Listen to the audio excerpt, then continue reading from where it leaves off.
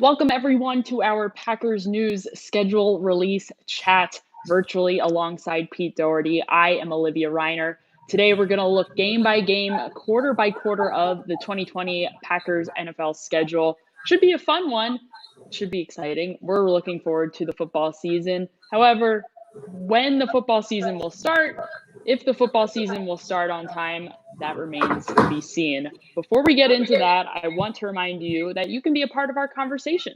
Head on over to our Facebook chat or our YouTube comments.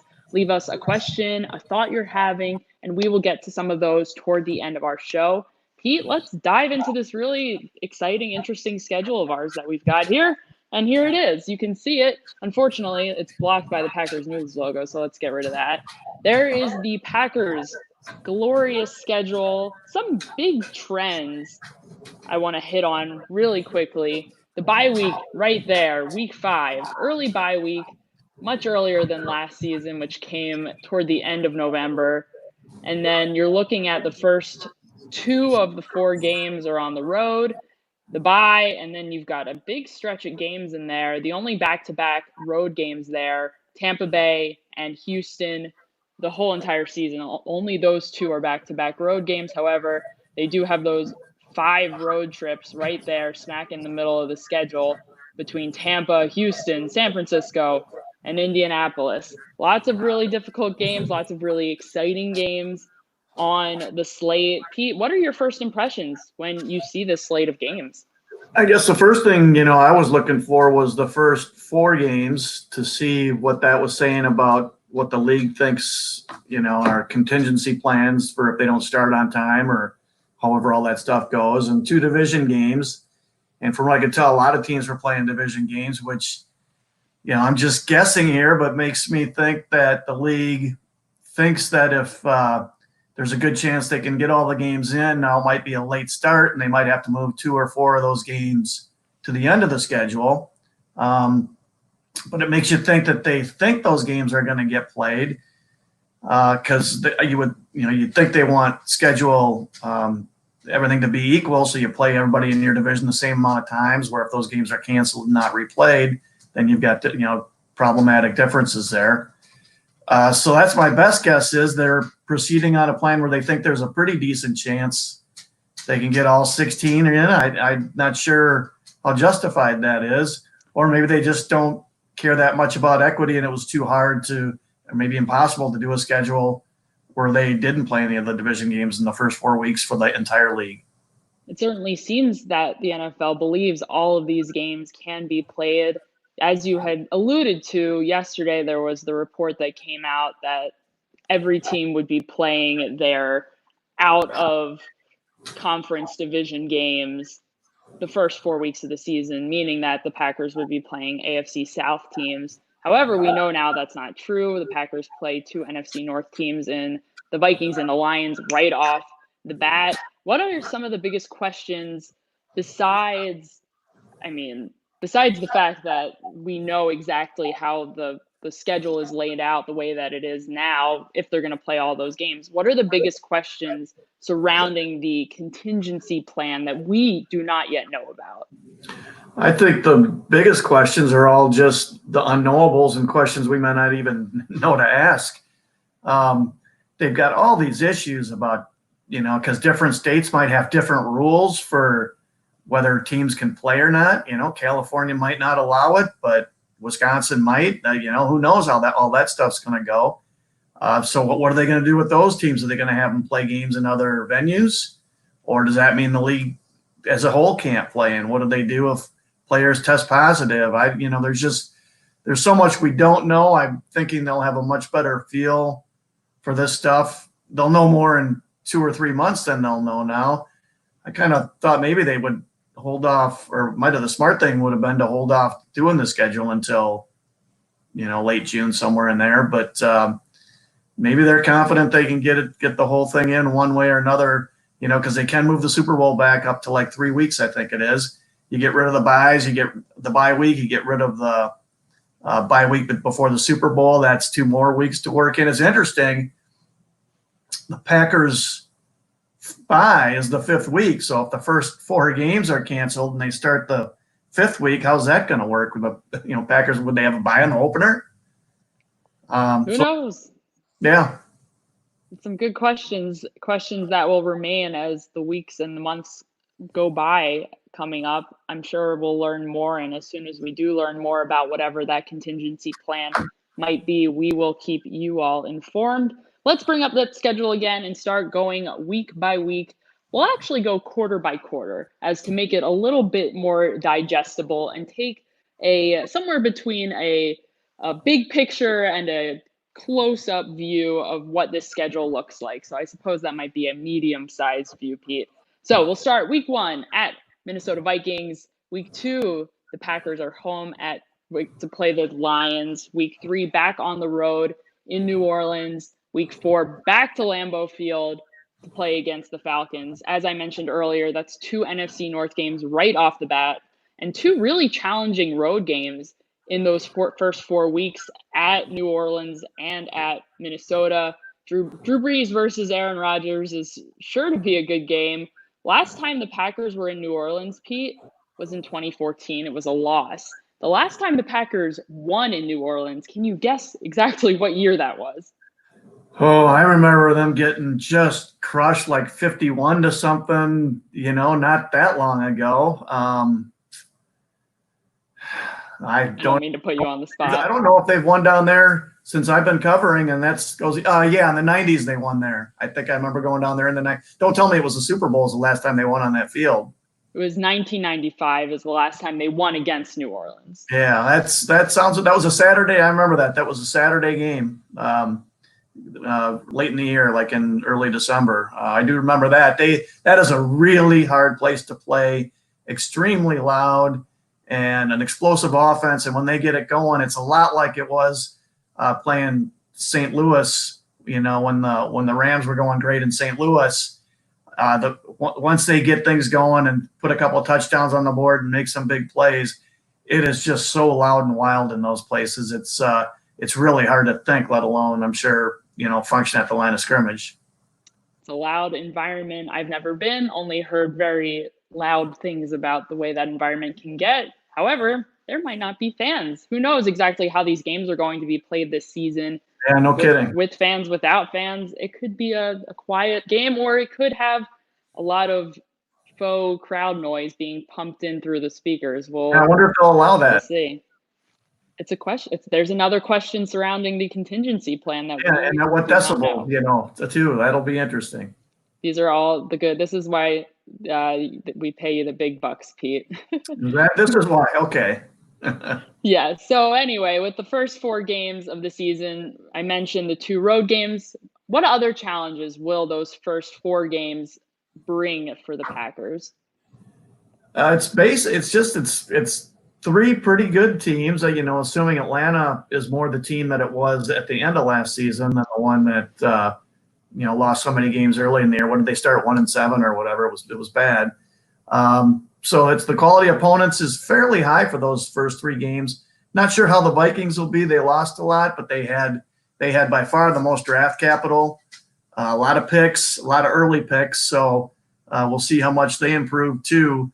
But in 2 division games right off the bat, if those games are played in the order, if the first 4 games are played as they're scheduled as of now. Pete, do you have a favorite matchup that you're looking forward to most out of these 4?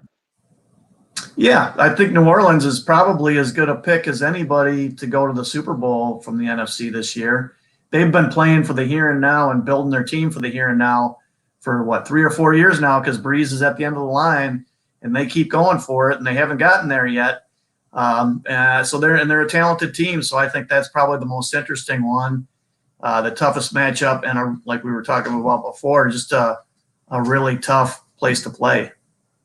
It's a Sunday night football game. Lots of excitement always surrounding those night games. And Atlanta is a Monday night game. So 2 primetime games early on in the season for the Packers. Now looking into the second quarter of the Packers season, before we even get into that, bye week 5, nice and early, as you mentioned, Pete. Would be interesting to see exactly if the season ends up getting abbreviated, if the NFL, for whatever reason, has to shave the first 4 games off of the schedule, the Packers would start week 5 on a bye. What would that mean for the team? I have no idea. I guess if they move the first 4 games back to the end. Well, I don't know how they would do that if they move the first 4 back to the on the back end of the season. I guess the Packers would just open with the bye, unless they eliminate the first 5 weeks. But then I don't know what you do with the other team's bye weeks. So I'm not sure how that'll work. I haven't read anything explaining that at all. Either way, one of the other things that jumped out was the bye in the 5th week. I think is that the earliest you can have it? I don't know that they start. I don't think they start on the 4th week. Maybe they do, but I think it's the 5th week. And if you have your choice, you want bare minimum week 7, and you'd prefer, week 9 or 10, a little later in the year to have your bye. So, in that way, the schedule was not very kind to them. If I'm not mistaken, the Packers had the latest bye possible last season, close to late November. It might have been week 13. So compensating this year the other direction, a really early bye for the Packers.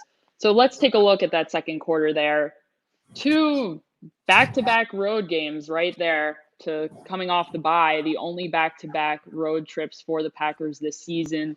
Tampa Bay, Tom Brady, Tampa Bay, Tampa. What are all the nicknames that Tom Brady is trademarking? We could run through all those too. Week 7 at Houston, then versus the Vikings on week 8. San Francisco week 9, the defending NFC champions. What's worth noting to me, I mean, look at that. Week 6, Tampa Bay, Brady, Rodgers, not a primetime game, Pete. What gives with that? So what did we figure out that Rodgers is 1-1 against Brady? They played in 14 and 18. 14 was the year. That's the famous year where the Packers blew the championship game to Seattle, and the Packers beat the Patriots that year. They had an advantage. They had 3 good receivers, Devontae Adams. The Patriots couldn't match up with them. They matched up with Cobb and Nelson to take those guys out of it, and Adams ended up being the one who beat them. So I think the Packers would have had a real chance to beat the Patriots if they'd gotten to the Super Bowl. So they won that game. The Packers won that game, and then in 18, New England won. And this will be really, really interesting to see how Tom Brady does with another team. Now, the unfortunate thing is he's getting to an age where he could go downhill really, really fast at any time. I mean, was he 42? Maybe, I don't know if he's 43 yet. I mean, he's getting in really uncharted territory here. So, we're not seeing Tom Brady from 6 or 8 years ago, but still really curious to see how he plays in another system with another team. He's, the best quarterback of all time, that's for sure. The series is split between Brady and Rodgers, and perhaps we will see the tiebreaker there at Tampa Bay. Another big matchup that stands out right off the bat there at San Francisco. The Packers are headed back to California, dreaded California, where they lost 3 times last year, once against San Francisco, once against the LA Chargers, and then again against San Francisco in the NFC Championship game. The 49ers look a little bit different than they did last season. They traded Marquise Goodwin, defensive tackle DeForest Buckner, wide receiver Emmanuel Sanders signed with the Saints. The Packers will see him later on or earlier in the season with the Saints. Tackle Joe Staley retired. The 49ers signed tackle Trent Williams. A lot is in flux over there. How different is that San Francisco team now than it was when the Packers last saw them in the NFC Championship game? There's a difference because, Buckner was one of their 2 best guys on defense, and what made them special was that defensive line could get so much pressure and shut down the run too. They were so dominant up front that, that was kind of who they were. And so losing him is losing a really important player. Now they drafted Kinlaw, and even if Kinlaw ends up being a very good player, there's just no way as a rookie he's going to be anywhere nearly as good as Buckner was. So that's a real loss. And the 49ers made some moves. added a little bit on offense by drafting Ayuk. Although with rookie receivers, you never know what you're going to get out of them. So remains to be seen whether they're a better team than they were last year. It's always, did going to the Super Bowl and losing make them hungrier, or is success, something that it's hard to repeat success? So will they not handle that part of it real well? They're a very good team, but what we will find out, I think, is, after what they did to the Packers in the NFC Championship game and the run game, we'll find out whether the Packers made any significant adjustments, because they just got blown off the field. That was an embarrassing performance by the Packers. You don't use that word often when talking about a pro team, but that run defense, that was an embarrassing performance that day for them. I remember sitting there at halftime thinking to myself, oh my goodness, we came all the way out here to San Francisco to watch them play again. And a matchup that coming into it, we all expected it to be a different game for the Packers. No one expected them to lose in the same fashion that they did the first time earlier that season. We thought that this was a different defense, a defense that had gotten it together by that point, especially in the middle of the field. But alas, it was more of the same in that game. So I think this offseason, the barometer for the Packers in their draft has been, did they do well enough to bring them back to that same point where they were playing against the 49ers and to be able to beat the 49ers on the field? And we will get that answer to that question this season. Pretty exciting. I wonder how many times Mike Pettin and his staff have been through that game tape, or at least the run plays, and LaFleur too, and how much they've talked about it. I would have loved to have sat in on that meeting, the postseason meeting with Pettin and LaFleur, because you can't have that with that much at stake, the championship, and to play that horrendously, play run defense that horrendously. You can't have that. It's completely unacceptable for any NFL team. And so I wonder what they talked about, what they think the solutions are. There's not much help coming from the draft. So they'll need to have done some things scheme-wise and maybe with the personnel groups they put on the field. And then you wonder if they go run heavy on defense with personnel, then does George Kittle and Samuel at receiver and maybe Ayuk, the rookie, do they get them then? All good questions. We'll see if the Packers have evolved enough to be able to combat the 49ers in San Francisco, no less. So let's move on to the next phase of this schedule, weeks 10 through 13. The Packers are at home versus the Jacksonville Jaguars. Then they are at Indianapolis to play the Colts. They are back home versus the Chicago Bears, and then home again, once again, to face the Philadelphia Eagles. The Eagles handed the Packers one of their very few losses at home early in the season last season. That'll be an interesting one to watch. And what's notable about that Week 12 game against the Chicago Bears is that this is the 15th consecutive regular season that the teams have squared off in prime time. That's another Sunday Night Football game there, Week 12 against Chicago. Should be quite the exciting matchup. Again, getting Jimmy Graham back. The Packers get to face off against him and his new team. In addition to Jimmy Graham, the Bears also decided to sign who else did they pop quiz there, Pete? Who did they decide to sign? The thing that blows you away is the Jimmy Graham signing, and they're paying him, what is it, $8 million a year or something close to that? That's just incredible that they paid that much. It's like they didn't watch the tape from last season. Anybody who watched the tape from last season would know that that this guy can't run very well anymore. And to expect him to produce anything like he did is a huge mistake. And I'll be stunned if he does anything worth, even paying him half of that. It'll be something certainly to watch there with Jimmy Graham and playing the Packers once again. And then, like I was saying, the Eagles also should be an interesting game. Carson Wentz coming back to Lambeau Field. The Eagles were another one of those teams, besides the Packers, that surprisingly drafted a quarterback pretty high in Jalen Hurts. Kind of a similar level of outrage that I was able to gauge on social media, Pete. I don't know how plugged in you are with Eagles Twitter. I follow some accounts over there, and I think the surprise factor was certainly up there, similar with the Aaron Rodgers, similar situation there with Aaron Rodgers and Jordan Love. However, I think the way that the organizations went about it, and it sounds like Carson Wentz kind of knew what was coming, and he has already spoken to the media about it and addressed how he feels about the draft. It sounds like the way that things have panned out are very different, for at least as of late, for the two organizations.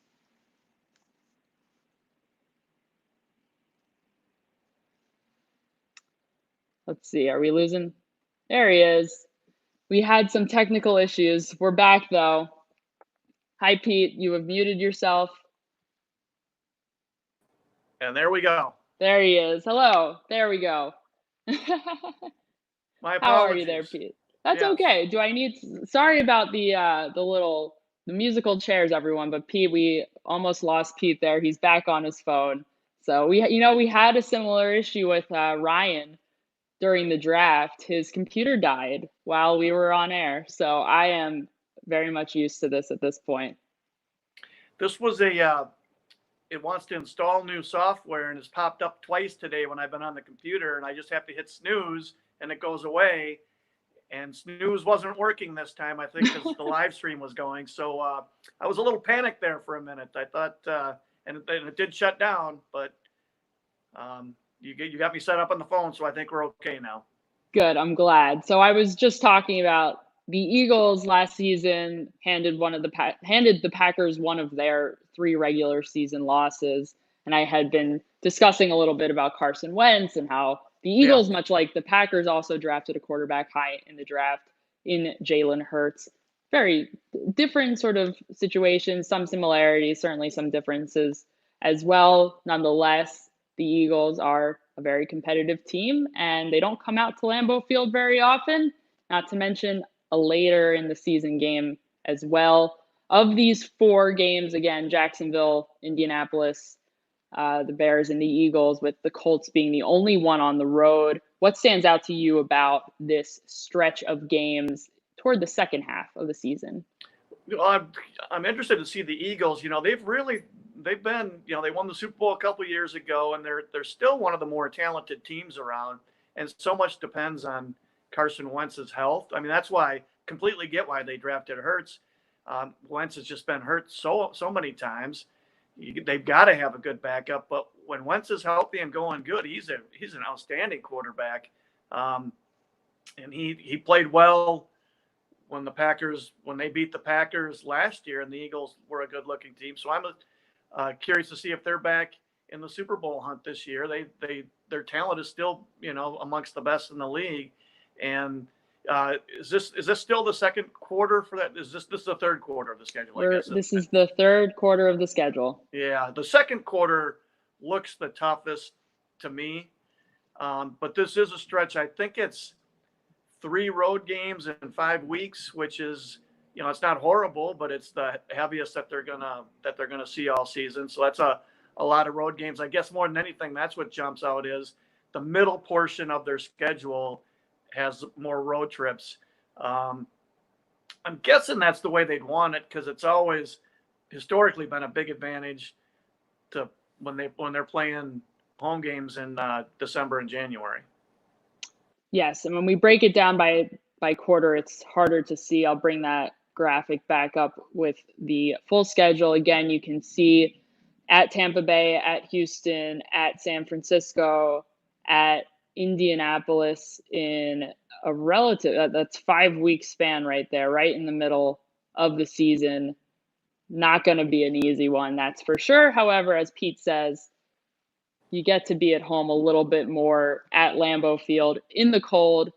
November, December, not necessarily always the coldest time of year in Green Bay, tends to get colder.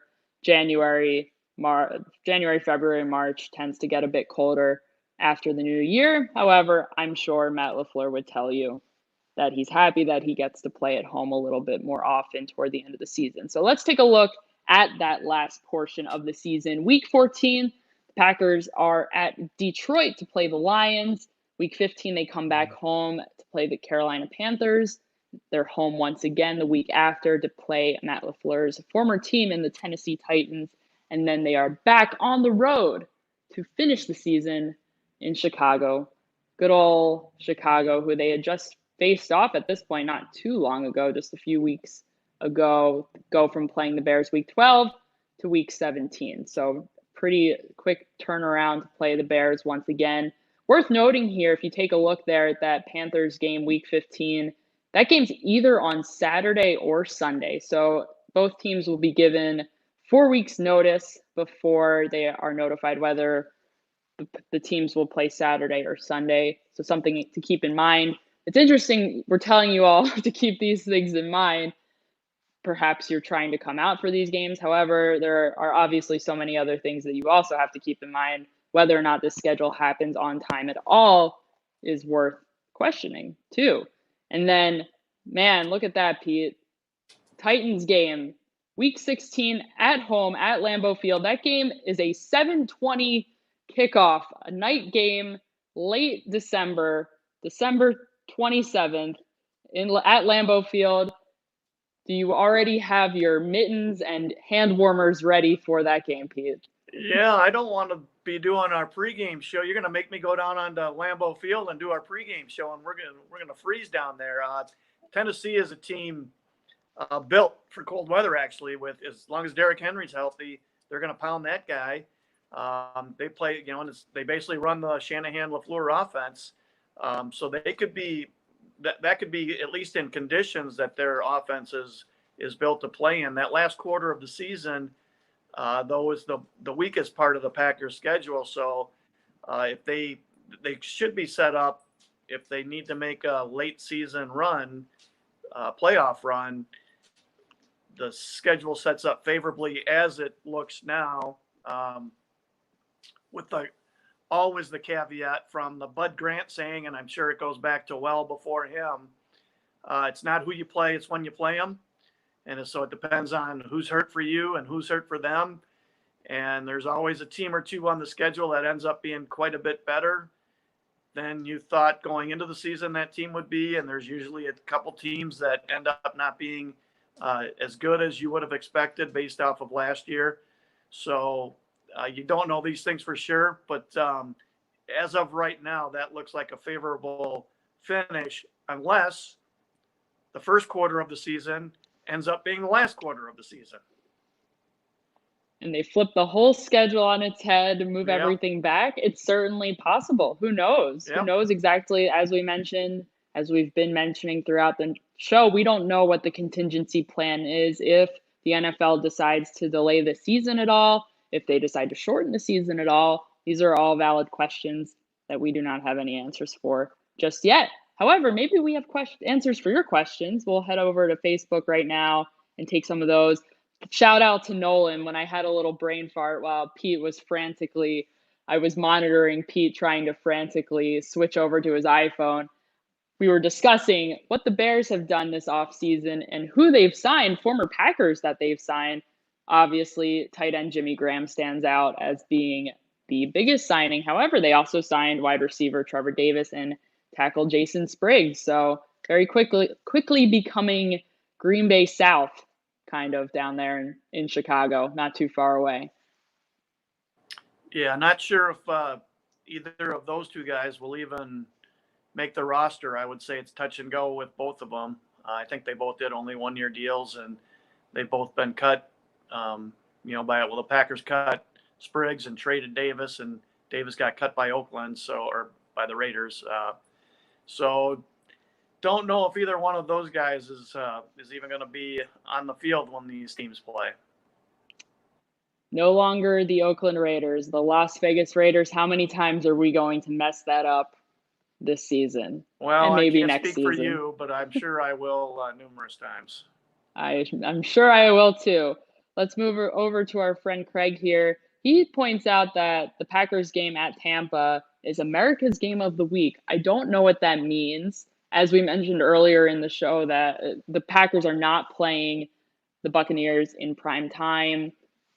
Brady, Rodgers, you would think perhaps that might be a good idea. However, Craig says that it's America's game of the week. Pete, do you know what that means? What kind of designation does that get? I don't. I would have guessed that meant the Sunday night game. Now, the flexible scheduling is in play by then. I think so. It still could end up being moved to a night game.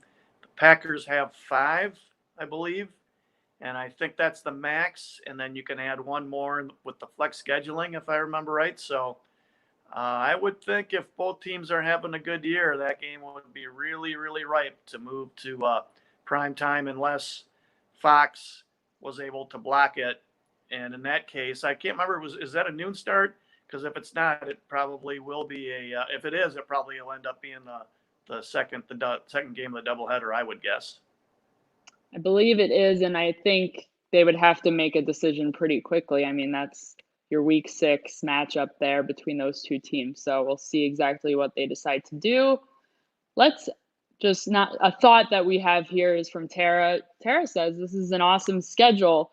Let's take a broader look at what the schedule is. Tara, I'm going to take your question off so we can bring back the full screen graphic of the schedule. Pete, taking a wider lens look at this game, we knew that the Packers had some very challenging road games ahead of them in not just in Minnesota, of course, in another NFC North matchup there, but of course there's also the Saints game, the Buccaneers, even who knows what else, where these teams will be, the 49ers. Given the challenges we knew that the road schedule would bring, how does this schedule ultimately lay out for the Packers without all things considered? I haven't seen strength of schedule, so I don't know what the cumulative records of all these teams are. It doesn't jump off the page, even though because it's a first place schedule. Obviously, they won their division, and so that's the reason they're playing the 49ers is because they both finished in first place. It doesn't strike me as a killer schedule. There's rebuilding teams there with, even the Colts are going to have a new quarterback. Rivers is a good player, but he's an older guy and a new quarterback. Lions, you just don't know how they're going to be. Carolina's got a new coaching staff and a new quarterback. So there parts of the schedule set up okay for them. I don't think they got, even though it's a first place schedule, it just doesn't strike me gut feeling that much tougher than what they played last year. All right, well, we'll see exactly how everything pans out. We're saying this before the schedules have been set officially and the rosters have been set. There's a lot that can change between now and the official start of the season, which at the moment is slated toward mid-September. However, who knows exactly what's going to happen with the season, if it's going to start on time, if it won't start on time, what happens? Do they move around the first few games and put them toward the end of the season? Do they just nix those games and shorten the schedule? There's a lot of questions. The contingency plan, we do not know what that is yet. However, when we do know what the contingency plan is, we will certainly share it with all of you. Make sure you're checking out Packersnews.com for all your Packers news. Make sure you're following us on all of our social media platforms as well so you stay up to date with all of the latest Packers news. Burl, thank you so much for joining us, everyone. We will certainly be back next week to continue this conversation and to break down any other news that's come out this upcoming week. So thanks once again. We'll see you next time.